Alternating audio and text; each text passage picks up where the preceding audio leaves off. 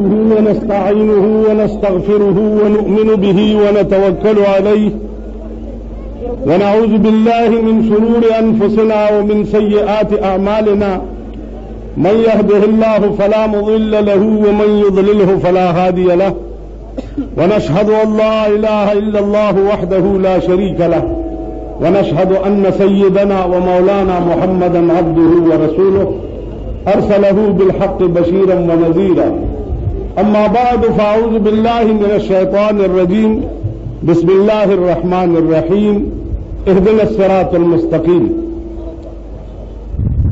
کرو کجبی پہ سرے کفن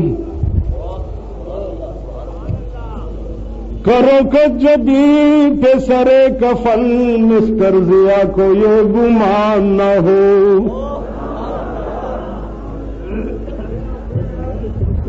کرو کجبی پہ سرے کفن مسٹر ضیا کو یہ گمان نہ ہو کہ غرور عشق کا بانک پن پس جیل ہم نے بلا دیا کرو کجبی پہ سرے کفن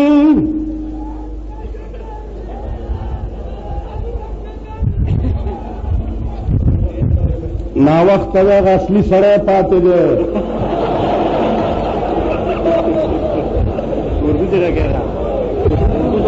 کرو کجبی پہ سرے کفن مسٹر ضیا کو یہ گمان نہ ہو کہ غرور عشق کا بانک پن پس مرگ ہم نے بلا دیا اردو میں تقریر کروں یا پشتو وچ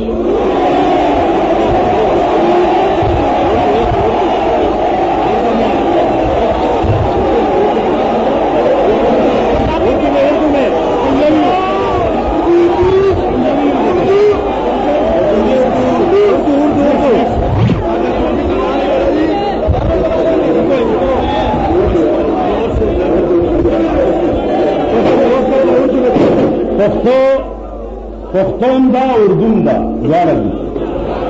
میرے صدر محترم اور حضرات علماء کرام اور میرے عزیز بھائی اور دوستوں، وقت کم ہونے کی وجہ سے میں کچھ تفصیلی باتیں آپ کے سامنے بیان نہ کر سکوں گا، اور دوسری بات یہ ہے کہ مجھے عادت بھی نہیں ہے تقریر اردو میں کر دیں، کبھی اتفاق ہی نہیں ہوتا ہے، آج کرتا ہوں، آج لاہوریوں کی خاطر کرتا ہوں، کیوں کہ لاہوریوں کا ایمان مجھے سن 65 کے جنگ میں معلوم ہوا تھا، لاہوریوں کا ایمان مجھے سن 65 کے جنگ میں معلوم ہوا تھا، اور لاہوریوں کا ایمان مجھے مفتی محمود کے ساتھ دینے میں بھی معلوم ہوا۔ تو میرے عزیزوں، مفتی محمود رحمہ اللہ تعالی و تبارک جب کبھی مجھے کہا کرتے کہ پنڈی آؤ یا لاہور آؤ تو میں ان کو کہتا تھا کہ میں اب کو پار لیڈری نہیں کرتا، میں لیڈر بننے کا شوق ہی نہیں کرتا، تو اس لیے میں ادھر جاتا ہی نہیں۔ ابھی چونکہ ان کے بچے مولانا فضل الرحمان کچھ ساتھیوں کی وجہ سے یتیم ہو چکے، تو اس لیے مجھ جیسے ضعیف اور کمزور کو بھی لاہور آنا پڑا، اور ان لوگوں کے ہاتھوں سے یتیم ہو رہے ہیں جن لوگوں کو مفتی محمود نے بنایا۔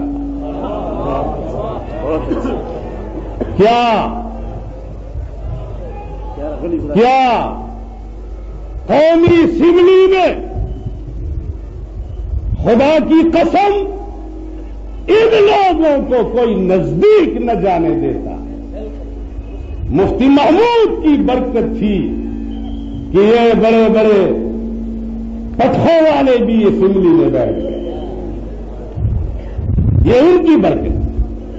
آج دنیا میں جو علماء کا نام لیا جا رہا ہے خدا کی قسم یہ مفتی محمود کی برکت ہے۔ میرے عزیزوں، وہ بزرگ کہتے ہیں کہ دل پھکے پپولے جل اٹھے جگر کی آگ سے، اس گھر کو آگ لگ گئی گھر کے چراغ سے۔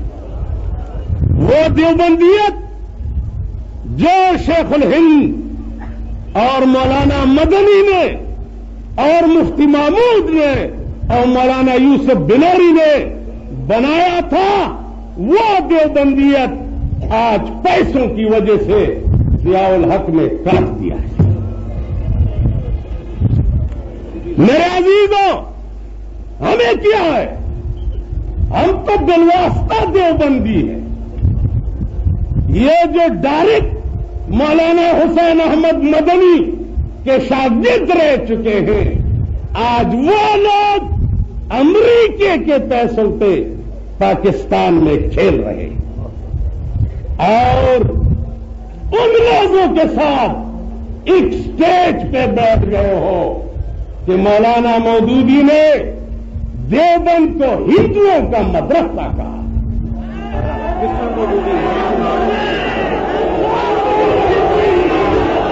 میرے بھائیوں، بات سنو،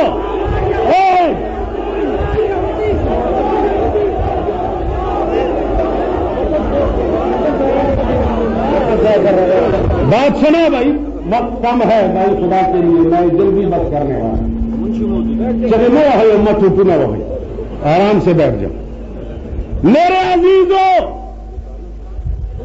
کل مولانا مودودی صاحب کے پیروکار جماعت اسلامی والے مولانا فضل الرحمان کا فوٹو لیے ہوئے بے نظیر بھٹو کے ساتھ یہ پمفلٹ ملک میں تقسیم کر رہے ہیں، اور یہ سادہ لوگوں کو یہ اشتعال دیتے ہیں کہ فضل الرحمان نے بے نظیر سے ملاقات کی ہے۔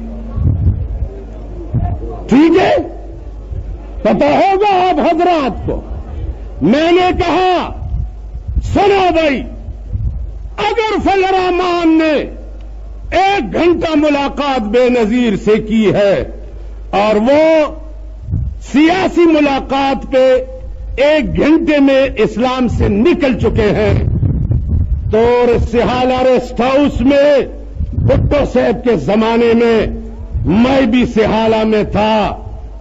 اگر امیر المومنین جماعت اسلامی کا میاں طفیل صاحب اور ان کا جنرل سیکرٹری پروفیسر غفور عورت کے ساتھ 2 مہینے ایک ٹیبل پہ روٹی کھاتے ہوئے میں نے دیکھا ہے، اور بند کمرے میں میٹنگ کرتے ہوئے میں نے دیکھا ہے، تو 2 مہینے والا مسلمان ہے اور یہ کافر بن گیا۔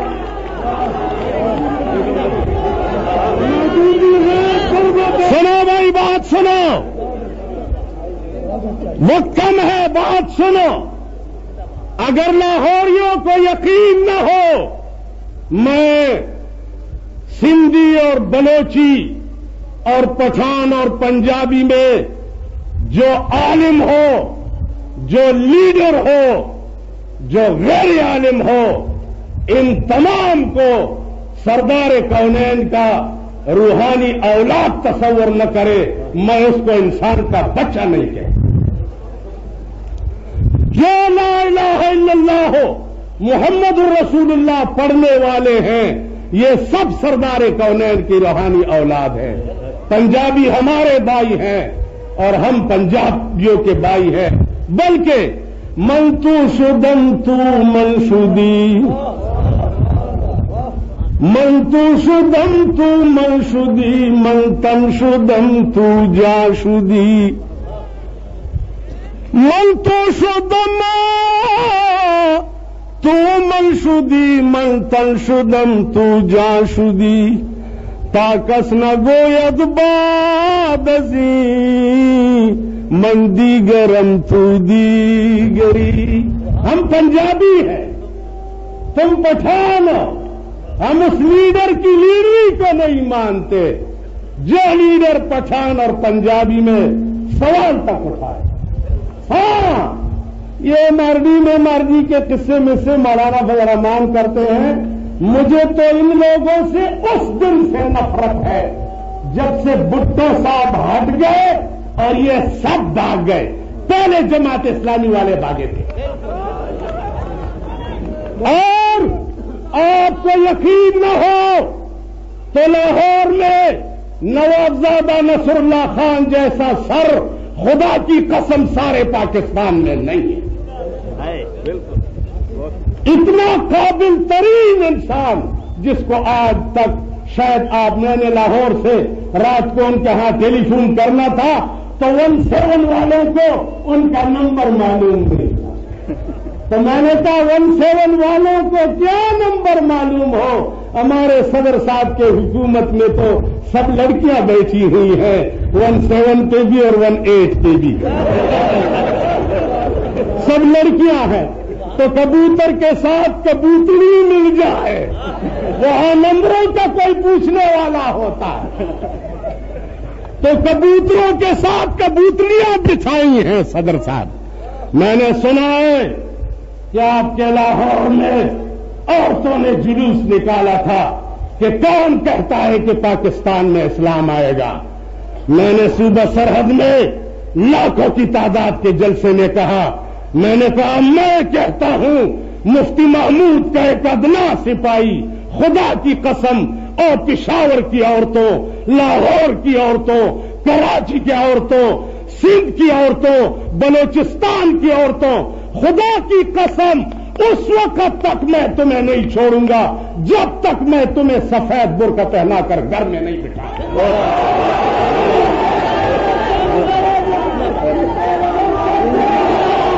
کیا سنا بھائی مرد سب تباہ ہو گئے.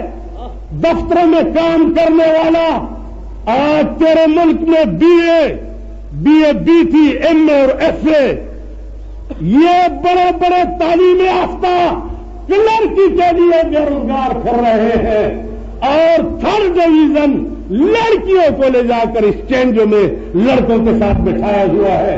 تمہیں شرم نہیں آتی؟ دوسری بات سنو آج تیرا سارا ملک کراچی سندھ صوبہ سرحد بلوچستان آج بموں کے دھماکوں کے لپیٹ میں ہے. ہمارے ہاں گھر کے ساتھ ایک بم اس دن پھٹا 14 بچے اس میں تباہ تکے تکے ہو گئے جن کی لاشوں کی شناخت نہ ہو سکی اور 65 مرد ایسے زخمی ہوئے کہ اسپتال میں ان کی پہچان نہیں ہو سکتی تھی. اور ہمارے ملک کے آقا اور ہمارے ملک کے سربراہ لاہور میں گوڑ اور اونٹوں کے ناچنے کی تماشے کے لیے آئے تھے. شرم کرو بے حیاؤ تمہیں شرم نہیں آتی؟ سنو بھائی بات سنو میری بات سنو. یا بچوں قوم اور ملک کے بچے بموں کے دھماکوں سے کباب ہو رہے ہیں. ہندوستان یہ کابل انتظامیہ روس کی ہوائی بمبارمنٹ جہازیں روزانہ تیرے سرحد پہ 40 اور 50 آدمیوں کو ذبح کرتے ہیں اور تم نے درخواست دیا انڈیا گورنمنٹ کو کہ مجھے ذرا کرکٹ جانے کا شوق. کرکٹ ادھر دیکھو جن جن کے گھر میں ٹیلی ویژن ہے ہاتھ اٹھاؤ ہاتھ. جن جن کے گھروں میں ٹی وی ہے ہاتھ اٹھاؤ بھائی اٹھاؤ. سنو بھائی وہ پفتے da băgeai să și ce să-i pun la cricket کے تماشے دیکھے ہیں آپ نے؟ وہ گیند وہ رگڑتے کہاں ہیں نہ کتی تو زیادہ نہ وسر. پھر دیکھا بھائی جمعے کے دن خدا کی قسم میرے گھر میں ٹی وی نہیں ہے. میرے گھر میں اگر ٹی وی آ جائے تو اسی وقت مجھے موت آنا چاہیے. میرے گھر میں بھی CR نہیں ہے. مجھے خدا کی ذات کی قسم کبھی کسی دوست کے ہاں جمعے کے دن اتفاقاً ٹی وی کو میں نے دیکھا تو وہاں انگریزوں کی وہ پہلوانی ہو رہی تھی. ٹھیک ہے, یہ پہلوانی انگریزوں کی ہماری عورتیں بھی دیکھتی ہیں, عورتیں اور مرد بھی ساتھ بیٹھے ہوتے ہیں ان کے خاوند. تو جو ہماری عورتیں اس سنڈے کو بھی دیکھ لیتی ہے اور اپنے چوہے خاوند کو بھی دیکھ لیتی ہے.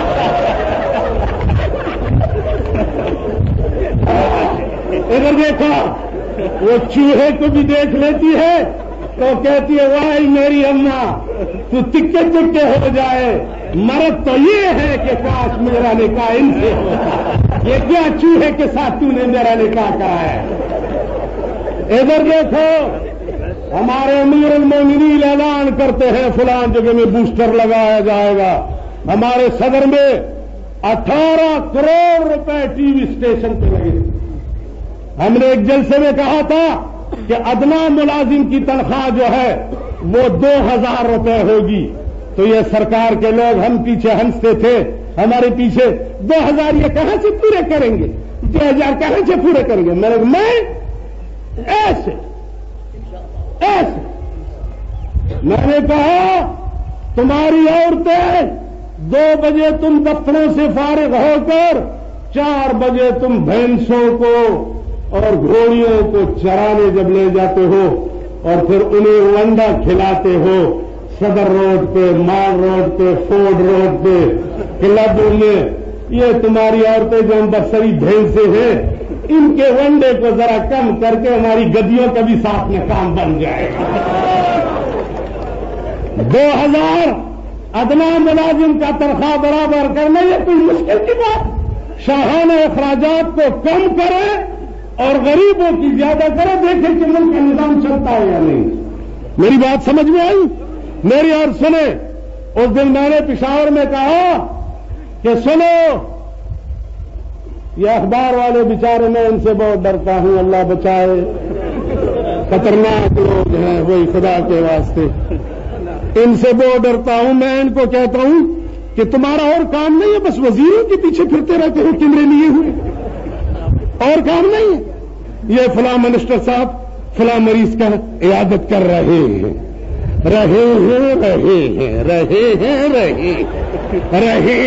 یہ ہیں سے